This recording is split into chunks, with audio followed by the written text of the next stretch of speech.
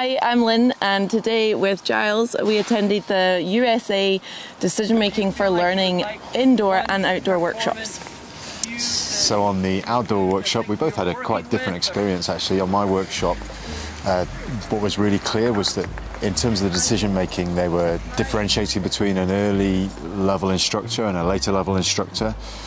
But at both of those levels, they'd expect the instructor not to necessarily have a plan and stick to that plan rigidly before they went out on the mountain.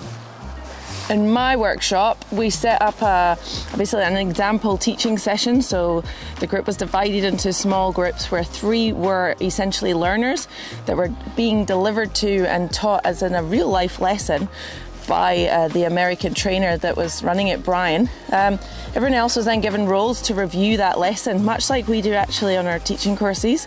So I was reviewing the teaching skills, someone else was reviewing technical skills, and someone else was reviewing people skills, and looking at the decisions that were made throughout the session that were relevant to those 3 areas that are in the American teaching model.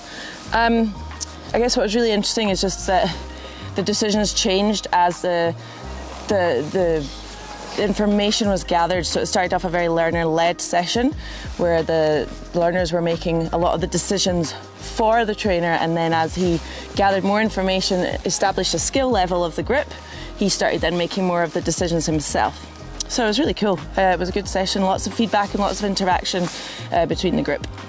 Yeah, there's a real focus on keeping it relevant, and that means knowing a bit about your group and then adapting what you're doing towards their needs.